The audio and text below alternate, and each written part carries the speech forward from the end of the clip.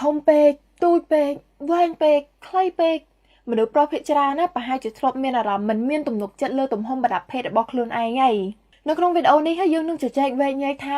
តើទំហំប្រដាប់ភេទមនុស្សប្រុសពិតជាសំខាន់មែនអត់មុននឹងនិយាយដល់រឿងនេះយើងនិយាយពីទំហំប្រដាប់ភេទបុរសជាមធ្យមសិនប្រវែងប្រដាប់ភេទបុរសជាមធ្យមនៅទូទាំងពិភពលោកគឺ12សង់ទីម៉ែត្រដែលស្មើនឹង 5.1 inches នៅពេលដែលគាត់មានអារម្មណ៍ផ្លូវភេទទាំងអស់គ្នាប្រហែលជាធ្លាប់បានឃើញរូបមួយនេះនៅលើអ៊ីនធឺណិតដែលបង្ហាញពីប្រវែងប្រដាប់ភេទបុរសជាមធ្យមនៅតាមប្រទេសមួយចំនួនរួមទាំងប្រទេសខ្មែរដែរ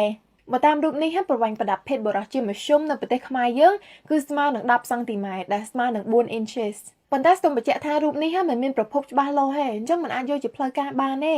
ខ្ញុំធ្លាប់ឮមនុស្សស្រីមនុស្សប្រុសរួមទាំងអ្នកស្រឡាញ់ភេទដូចគ្នាមួយចំនួននិយាយថាចង់បានបុរសដែលមានប្រដាប់ភេទធំហើយថែមទាំងនិយាយទៀតថាវាធ្វើឲ្យការរួមភេទល្អជាងធម្មតាប៉ុន្តែករណីបែបនេះមិនទាំងអស់ទេបើតាមការស្រាវជ្រាវរបស់ UCLA និង Cal State LA ទៅលើមនុស្សស្រីជាង 26,000 នាក់ដែលការស្រាវជ្រាវនេះក៏បានដាក់ទៅលើ MSNBC.com បានឲ្យដឹងថាមនុស្សស្រីជាង 84% គឺពេញចិត្តនឹងទំហំប្រដាប់ភេទរបស់ដៃគូ 14% គឺចង់ឲ្យដៃគូមានប្រដាប់ភេទធំជាងនេះហើយ 2% គឺចង់ឲ្យដៃគូមានប្រដាប់ភេទទូចជាងនេះ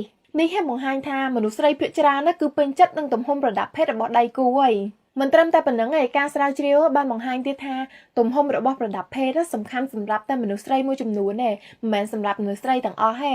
ហើយវាក៏មិនមានឥទ្ធិពលខ្លាំងទៅលើការរួមភេទដែរអ្នកដែលបានចូលរួមនៅក្នុងការស្រាវជ្រាវនេះបានប្រាប់ថាកត្តាសំខាន់នៅក្នុងការរួមភេទគឺវិធីសាស្ត្រនៅក្នុងការរួមភេទបើនិយាយស្ដាប់ទៅគឺវិធីសាស្ត្រដែលបុរសប្រើប្រាស់ប្រដាប់ភេទរបស់គាត់ទំហំប្រដាប់ភេទនេះគឺជាប្រធានបទមួយដ៏រសើបសម្រាប់បុរសជាច្រើនប្រុសៗដែលកំពុងតែមើលវីដេអូនេះប្រហែលជាធ្លាប់មានអារម្មណ៍មិនពេញចិត្តឬក៏មិនមានទំនុកចិត្តទៅលើទំហំប្រដាប់ភេទរបស់ខ្លួនឯងខ្ញុំបានទទួលសារជាច្រើនតាក់ទងទៅនឹងវិធីសាស្ត្រដែលធ្វើឲ្យប្រដាប់ភេទធំជាងមុនប៉ុន្តែដូចនិយាយមុនហ្នឹងចឹងទំហំប្រដាប់ភេទมันសំខាន់នៅក្នុងការរួមភេទសង្គមយើងចូលចិត្តដាក់គំនាបទៅលើមនុស្សប្រុសនៅពេលដែលនិយាយពីទំហំប្រដាប់ភេទរួមទាំងបុរសគ្នាឯងតាំងពីក្មេងមកអ្នកនៅជុំវិញខ្លួនក៏ដូចជាចាស់តែងតែលើកយកទំហំប្រដាប់ភេទយកមកនិយាយថាតូចពេកឬក៏ធំពេកដែលធ្វើឲ្យមនុស្សប្រុសមិនមានទំនុកចិត្តលើខ្លួនឯងសូម្បីតែនៅក្នុងរឿងអាភិសក៏បង្ហាញតែបុរសដែលមានប្រដាប់ភេទធំដែរប៉ុន្តែនេះមិនជាការឆ្លុះបញ្ចាំងនៃជីវិតពិតទេ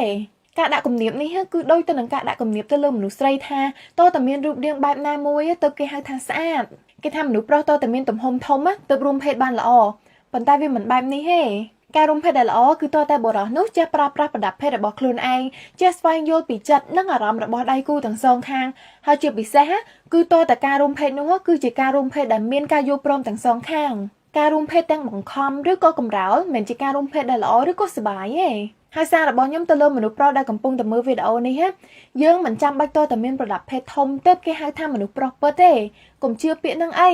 ខ្ញុំអត់ចូលចិត្តនិយាយពាក្យថាពិតទេព្រោះវាមិនដែលមានបុរសខ្លាញ់ខ្លាយទេ